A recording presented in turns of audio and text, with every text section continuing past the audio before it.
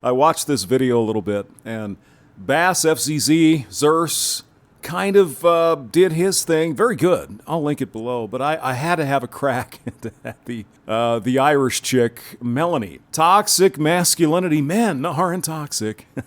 And she'll eventually tell us that we are. Go ahead. There's nothing toxic about being a fucking man, and that is what is being missed here. By Gillette, you mean? By the commercial. So you disagree with the premises, the assumptions of the commercial. Okay, this is starting off well. How are you, my internet family? I'm jumping on here real quick to make this video. Internet family. Because I have stuff to say. But if you can hear a tractor outside, forgive me, I'm in Ireland. This morning, My washing machine is running. I'm sorry. If you can hear that, washing machine running, I'm in my apartment. I went on Instagram stories and I was crying over a bloody advert, okay? The ad was a smidge overdone, but it and the comments underneath it riled my emotions enough to want to make this video. You mean the comments that weren't deleted by Gillette? You know, the negative comments that were deleted. You didn't get to see those, though, did you? I wonder. Because I tweeted about it and I can't fit enough in a tweet. Ooh, I tweeted about it. Leak. And a lot of you guys were replying. A lot of you guys were replying. I just have to fucking say this, okay? One of the best things to come out of Ireland is Genius beer. Thank you. I love... Wasn't it Obi-Wan Kenobi that made Guinness beer? I mean, he was Alec Guinness, right? Maybe he was related, but hey, Obi-Wan, thank you. men. Almost all of my favourite human beings are men. Well, good for you. Like my dad, who has worked hard all his life. Giving you bunches of shit because you're a little girl. To provide for us. Yeah. Like my partner who chased his dreams to become a commercial airline pilot and... My partner. An airline pilot? You mean you're not going out with the janitor? I'm shocked, frankly. Like, he always has... You know, I mean, you're not going out with a lad or anything. You're going out with an airline pilot. My back, he makes me feel very protected. Yeah, I'm certain. And I love that he can be himself completely in a world that wants to put him into a little box. You know why that is? Because he's fucking hot. And he's got status. And you are one of many he could go out with. As pretty as you are, you're just another plate. That's why he can do what he wants, because he doesn't give a shit. See, the rest of us men who aren't quite as lucky as that, we have to do things a little bit differently. You do understand that, Melanie? Like my younger brother who reads a lot of books. Us regular men, we don't even read books and shit. We're just fucking Neanderthals. What's your name? Melanie? Yeah. I don't even know what to make of that comment. Are you saying toxic men don't read books? Are you that out of touch with reality? To grow the muscle that is his brain. You see, most of us guys, we're just fucking... We don't even read books because we don't want to grow our brains. We just want to grow our notch count. I love male YouTubers who have male audiences. I bet you do. And show their emotions to them.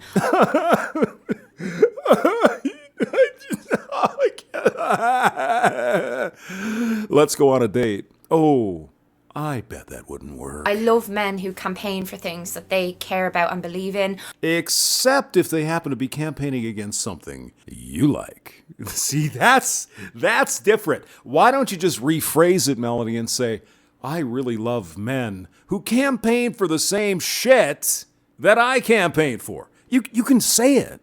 It's still a free country, even in Ireland, right? I love men who will wear whatever the fuck they want to wear, even when that is I think you might be in love with me, is what I'm trying to say. masculine suit, for example. Which means an upper-level, high-level status guy. What about the man who wears overalls and a dirty shirt so he can pick your garbage up? Do you believe that's okay for him to wear that? Just as not all women are perfect. Cheers to you. Not all men are perfect. Oh, yeah, that's true. There are some great men. I'd argue most men are great and kind and good and respectful. 99%, if we have to put a number on it. But, you know, go ahead. But we have to be real here for just a couple of seconds, right? Throw it on the table. Let's listen to it. Shut up, tractor. Shut the fuck up. Shut up, washing machine. Oh, you're not running anymore. Thank you. It's so emotional when my washing machine doesn't run when I'm recording. I can't help myself. In the US alone, men... You want to date me yet? Oh, you don't? but I'm showing my emotions.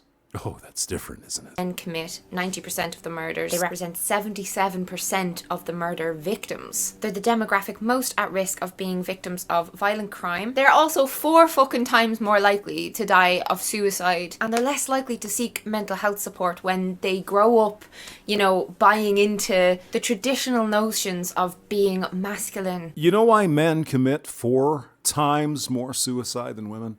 Because we're better at it. A lot of women try suicide, but they really don't mean it.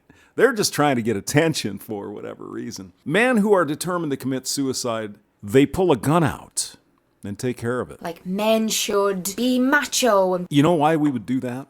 Melanie, do you have any concept of why men would be macho and masculine? Why some men go to the gym for hours a day, working on their bodies, making themselves look better? Can you even imagine why men would do that? Could you come up with some reason? Oh, it's society. Oh, it's not women. It's society. Again, deflecting the blame from women. You are remarkable. brave and strong all the time, and they should... Except in Titanic. Fuck him. I'll get another man. He's disposable. watch football. They should never show any emotions, and they should have... What is this goddamn emotion thing? What the fuck is this?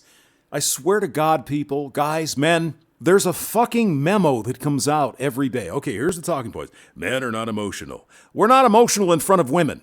I don't know how many times I've got to fucking say it. Loads of sex all the time. Loads of sex. I gotta drink something. I gotta rewind that. I get the whole quote here. They should watch football. They should never show any emotions, and they should have loads of sex all the time, even when they're not ready for it, even if it's not really their thing. And of course there's nothing wrong with football, and of course there's nothing wrong with being brave. It's this notion that to be a real man, you have to be all of these things at the same time. And so what you're doing is calling me not a real man, because I don't do any of that shit. And even if I wanted to go out and have sex all the time, you see, sweetheart, only airline pilots that are extremely good looking can fuck at will. The rest of us cannot do that.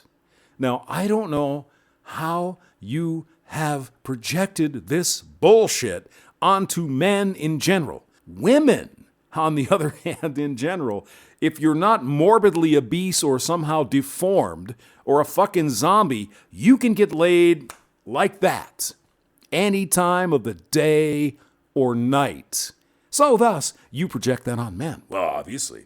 Let me help you out here, Melanie. The men you consider desirable can do that. You know why? Because you and 10 other women are chasing them, and they will fuck them to land them. Do you get it now? The rest of us men, 80-90% of the other guys, we're barely fucking out of virginity. A lot of us. I don't understand this. And it's kind of like when women say bullshit like, oh, real women have curves. Shut up, just shut up. I am guilty of using the word masculine myself, but masculinity is a socially constructed term. Or well, yeah, and which part of the society do you think constructed masculinity, if I might ask you? a concept that people selectively People, yeah. use to describe.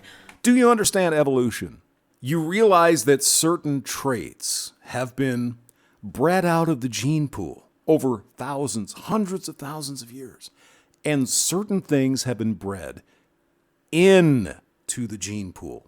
You do get that, right? How a man should be, how he should act. And going by research, according to most people, men should never kind of fall outside of this. And According to women, yes. this is just absolute bullshit. Yeah, why don't you tell your fellow women? Women need to be better. Tell men they don't have to be masculine. They can be soy boys and get laid just as much as the masculine men that you so much desire. You know, the guys that don't fly aircraft. They pick your garbage up, and they sweep the streets, and they build your houses. Why don't you tell your fellow women? No, no, no. Don't go for the top shelf men. Go for the bottom shelf men. Because, it's just a societal construction. Jesus Christ. I've watched some of the closest men in my life struggle so hard to express their emotions when Well, I'm sorry that they didn't have the opportunity to talk to another man about that. They're really, really over. You thought they struggled, but they were talking to their friends. I cannot say it enough, Melanie. Men do not get emotional in front of women that they want to fuck. Is that simple enough for you to understand? Is that concept available to your brain to suck in and say, oh, gee, maybe the hamster's right about that? Overwhelmed. You think, Melanie? If someone they love has just died. I'll cry to my sister. The difference between crying to my sister and crying to you? I'm not trying to fuck her. Do you get it? If something terrible has happened, even if they're just feeling stressed, they're like it's like they have this big wall that they can't break through. And Yeah, we can't break through because when we see this Gillette commercial and we're offended because it portrays men, at least in our opinion, as being all bad. We express to you our emotion about that ad, and you're just going to tell us to suck it up.